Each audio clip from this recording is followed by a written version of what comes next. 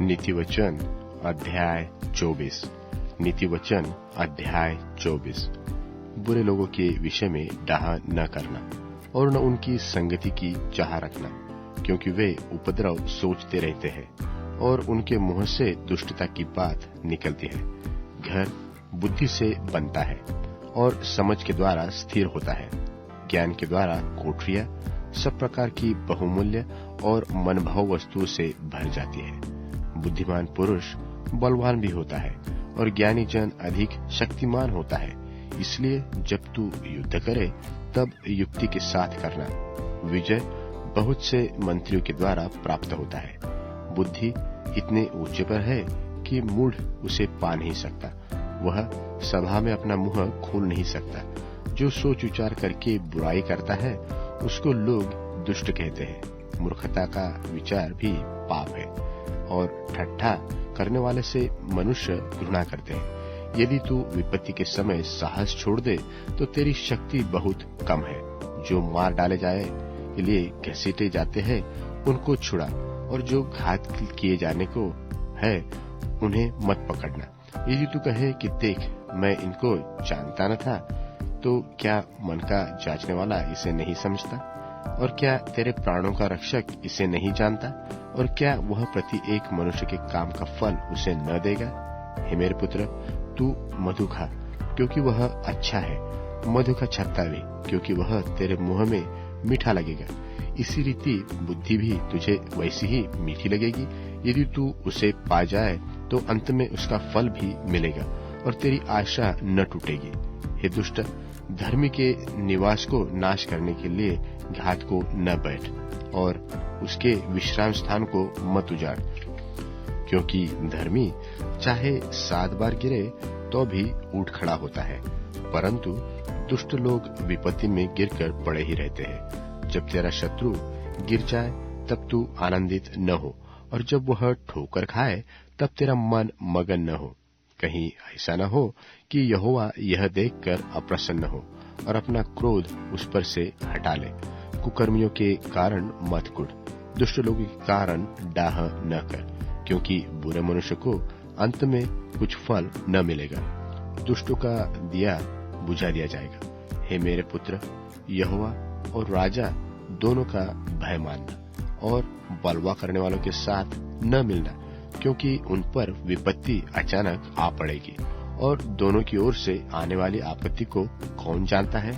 बुद्धिमानों के वचन यह भी है, न्याय के पक्षपात करना किसी रीति भी अच्छा नहीं।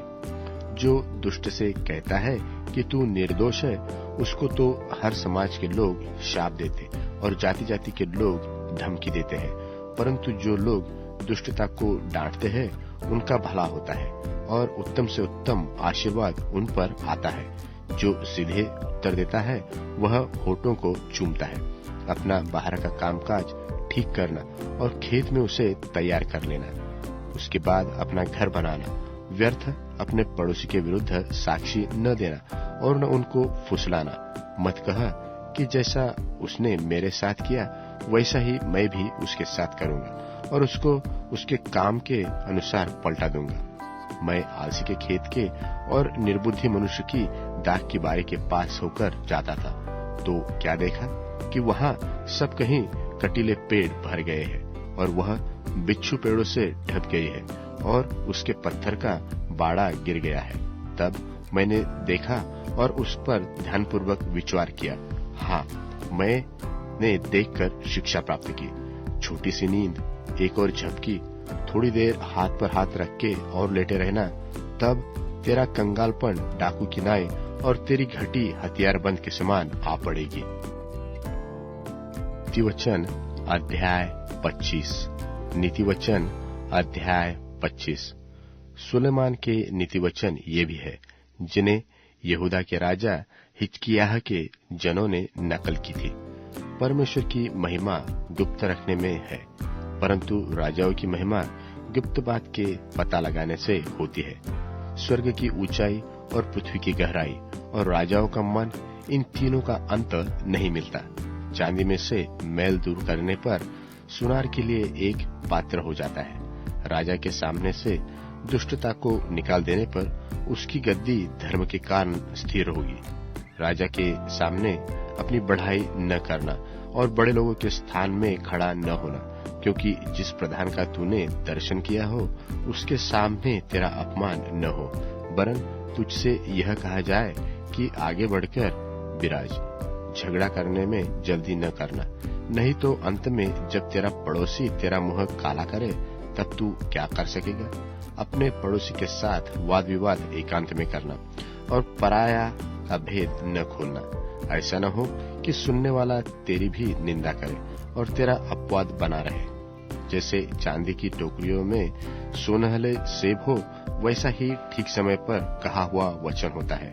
जैसे सोने का नथ और कुंदन का जेवर, वैसे ही मनाने वाले के कान में बुद्धिमान की डांट भी अच्छी लगती है। जैसे कटनी के समय बर्फ की ठंड से, वैसे ही विश्वास योग्य दूध से भी भेजने वालों का जी ठंडा होता है। जैसे बादल को पवन बिना वृष्टि निर्लाभ होते हैं, वैसे ही झूठ मूठ दान देने वाले का बढ़ाई मारना होता है। धीरज धरने से न्याय मनाया जाता है और कोमल वचन हड्डी को भी तोड़ डालती है। क्या तूने मधु पाया? तो जितना तेरे लिए ठीक हो उतना ही खाना। ऐसा न हो कि अधिक खाकर उसे उगल दे। अपने पड़ोसी के घर में बार बार जाने से अपने पाँव को रोक। ऐसा न हो कि वह खिन्न होकर घृणा करने लगे। जो किसी के विरुद्ध झूठी साक्षी देता है, वह मानो हथौड़ा और तलवार और पैना तीर है। विपत्ति के समय विश्वासघाती का भरोसा टूटे हुए दांत व उखड़े पांव के समान है।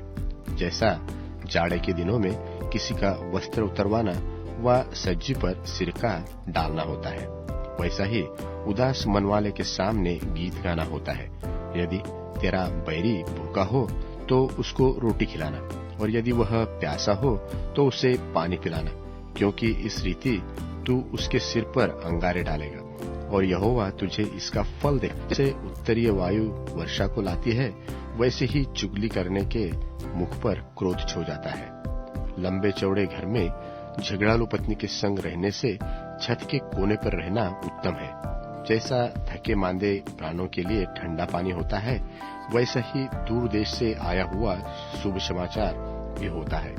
जो धर्मी दुष्ट के कहने में आता है, वह गदले सोते और बिगड़े हुए कुएं के समान है। बहुत मधु खाना अच्छा नहीं, परंतु कठिन बातों की पूछपाछ महिमा का कारण होता है। जिसकी आत्मा वश में नहीं, वह ऐसे नगर के समान है जिसकी शहर पनाह नाका करके तोड़ दी गई हो।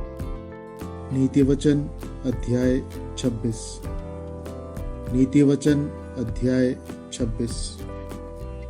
जैसा धूपकाल में हिम का और कटनी के समय जल का पड़ना, वैसा ही मूर्ख की महिमा भी ठीक नहीं होती। जैसे गौरिया घूमते घूमते और सुपा बेनी उखड़ते उखड़ते नहीं बैठती, वैसे ही व्यर्थ शाप नहीं पड़ता। घोड़े के लिए कोड़ा, गधे के लिए बाग और मूर्खों की पीठ के लिए छड़ी है। मूर्ख को उसकी मूर्खता के अनुसार उत्तर न देना, ऐसा न हो कि तू भी उसके तुल्य ठहरे। मूर्ख को उसकी मूर्खता के अनुसार उत्तर देना, ऐसा न हो कि वह अपने लेखे बुद्धिमान ठहरे। जो मूर्ख के हाथ से संदेश भेजता है, वह मानो अपने पांव में कुल्हाड़ा मारता और विष पीता है। जैसे लंगड़े के पांव लड़खड़ाते हैं, वैसे ही मूर्खों के वचन में नीति वचन होता है। जैसे पत्थरों के ढेर में मछलियों की थैली, वैसे ही मूर्ख को महिमा देनी होती है। जैसे मतवाले के हाथ में कांटा गड़ता है, वैसे ही मूर्खों का कहा हुआ नीति वचन भी दुखदायी होता है। जैसा कोई तीरंदाज जो अकारण सबको मारता हो, वैसा ही मूर्खों व बटोहियों का मजदूर में लगाने वाला भी होता है। जैसे कुत्ता अपनी छांट को चाटता है, वैसे ही मूर्ख अपनी मूर्खता को दोहराता है। यदि तू ऐसा मनुष्य देखे जो अपनी दृष्टि में बुद्धिमान बनता हो, तो उससे अधिक आशा मूर्ख ही से है। आलसी कहता है कि मार्ग में सिंह है और चौके में सिंह है। जैसे किवाड़ अपनी चूल पर घूमता है, वैसे ही आलसी अपनी खाट पर करवटे लेता है। आलसी अपना हाथ थाली में तो डालता है, परंतु आलस्य के कारण कौर मुंह तक नहीं उठाता। आलसी अपने को ठीक उत्तर देने वाले 7 मनुष्यों से भी अधिक बुद्धिमान समझता है। जो मार्ग पर चलते हुए पराये झगड़े में विघ्न डालता है, सो वह उसके सामने है जो कुत्ते को कानों से पकड़ता है। जैसा एक पागल जो जलती लकड़ियां और मृत्यु के तीर फेंकता है, वैसा ही वह भी होता है जो अपने पड़ोसी को धोखा देकर कहता है कि मैं तो ठट्ठा कर रहा था। जैसे लकड़ी न होने के कारण आग बुझती है, उसी प्रकार जहाँ कानाफूसी करने वाला नहीं, वहाँ झगड़ा मिट जाता है। जैसा अंगारों में कोयला और आग में लकड़ी होती है, वैसा ही झगड़े के बढ़ाने के लिए झगड़ालू होता है। कानाफूसी करने वाले के वचन स्वादिष्ट भोजन के समान भीतर उतर जाते हैं। जैसा कोई चांदी का पानी चढ़ाया हुआ मिट्टी का बर्तन हो, वैसा ही बुरे मन वाले के प्रेम भरे वचन होते हैं। जो बैरी बात से तो अपने को भोला बनाता है, परंतु अपने भीतर छल रखता है। उसकी मीठी मीठी बात प्रतीति न करना, क्योंकि उसके मन में 7 घिनौनी वस्तुएं रहती है। चाहे उसका बैर छल के कारण छिप भी जाए, तो भी उसकी बुराई सभा के बीच प्रकट हो जाएगी। जो गड्ढा खोदे वही उसे में गिरेगा, और जो पत्थर लुढ़काए वह उस पर उलटकर उसी पर लुढ़काया जाएगा। जिसने किसी को झूठी बातों के घायल किया हो, वह उससे बैर रखता है, और चिकनी चुपड़ी बात बोलने वाला विनाश का कारण होता है। याकूब की पत्री, पहला अध्याय। परमेश्वर के और प्रभु यीशु मसीह के दास याकूब की ओर से उन 12 गोत्रों को जो तितर बितर होकर रहते हैं, नमस्कार पहुँचे। हे मेरे भाइयों, जब तुम नाना प्रकार की परीक्षाओं में पड़ो, तो इसको पूरे आनंद की बात समझो, यह जानकर कि तुम्हारे विश्वास के परखे जाने से धीरज उत्पन्न होता है। पर धीरज को अपना पूरा काम करने दो, कि तुम पूरे और सिद्ध हो जाओ, और तुम में किसी बात की घटी न रहे। पर यदि तुम में से किसी को बुद्धि की घटी हो, तो परमेश्वर से मांगे, जो बिना उलाहना दिए सबको उदारता से देता है, और उसको दी जाएगी। पर विश्वास से मांगे और कुछ संदेह न करे, क्योंकि संदेह करने वाला समुद्र की लहर के समान है, जो हवा से बहती और उछलती है। ऐसा मनुष्य यह न समझे कि मुझे प्रभु से कुछ मिलेगा। वह व्यक्ति दुचित्ता है और अपनी सारी बातों में चंचल है। दीन भाई अपने ऊंचे पद पर घमंड करे, और धनवान अपनी नीच दशा पर, क्योंकि वह घास के फूल की नाई जाता रहेगा। क्योंकि सूर्य उदय होते ही कड़ी धूप पड़ती है और घास को सुखा देती है, और उसका फूल झड़ जाता है और उसकी शोभा जाती रहती है। उसी प्रकार धनवान भी अपने मार्ग पर चलते चलते धूल में मिल जाएगा। धन्य है वह मनुष्य जो परीक्षा में स्थिर रहता है, क्योंकि वह खरा निकलकर जीवन का वह मुकुट पाएगा, जिसकी प्रतिज्ञा प्रभु ने अपने प्रेम करने वालों को दी है। जब किसी की परीक्षा हो, तो वह यह न कहे कि मेरी परीक्षा परमेश्वर की ओर से होती है, क्योंकि न तो बुरी बातों से परमेश्वर की परीक्षा हो सकती है, और न वह किसी की परीक्षा आप करता है। परंतु प्रत्येक व्यक्ति अपनी ही अभिलाषा से खिंचकर और फंसकर परीक्षा में पड़ता है। फिर अभिलाषा गर्भवती होकर पाप को जनता है, और पाप जब बढ़ जाता है तो मृत्यु को उत्पन्न करता है। हे मेरे प्रिय भाइयों, धोखा न खाओ, क्योंकि हर एक अच्छा वरदान और हर एक उत्तम दान ऊपर ही से है, और ज्योतियों के पिता की ओर से मिलता है, जिसमें न तो कोई परिवर्तन हो सकता है, और न अदल बदल के कारण उस पर छाया पड़ती है।